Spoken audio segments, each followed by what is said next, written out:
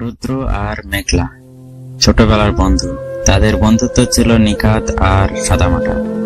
সময়ের সাথে সেই বন্ধুত্ব রূপ নেয় গভীর প্রেমে, কিন্তু সমাজ আর পরিবারে তাদের সম্পর্কের কোনো গ্রহণযোগ্যতা ছিল না।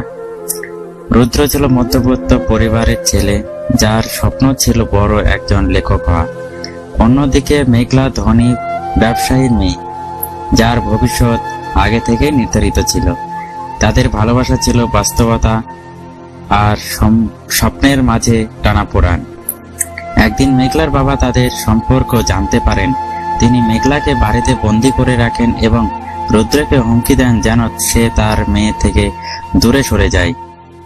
রুদ্রের জন্য মেঘলার হাসি আর কান্না সব ছিল পৃথিবীর সব থেকে দামি জিনিস, কিন্তু সমাজের চাপ আর মেঘলার ভবিষ্যতের কথা ভেবে রুদ্র চুপচাপ মেঘলাকে ছেড়ে চলে যায়। মেঘলা তার বাবা মায়ের সিদ্ধান্তে অন্য একজনের সাথে বিয়ে করতে বাধ্য হয়, কিন্তু তার মনের গভীরে রুদ্রের প্রতি ভালোবাসা ছিল চিরন্তর।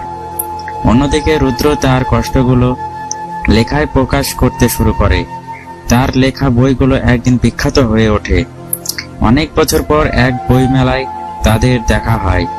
মেঘলার চোখে ছিল একসময় সেই ভালোবাসার ছায়া, আর রুদ্রের চোখে ছিল অভ্যন্তর যন্ত্রণা।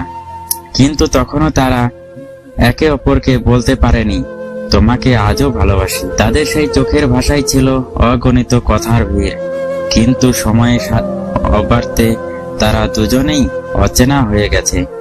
ভালোবাসা ছিল, কিন্তু তারা একসাথে থাকার ভাগ্য নিয়ে জন্মায়। ভালোবাসা সবসময় পূর্ণতা পায় না, কিন্তু সেই অসমাপ্ত ভালোবাসার গল্পগুলোই হয়তো জীবনের সবচেয়ে শক্তিশালী প্রেরণা হয়ে ওঠে।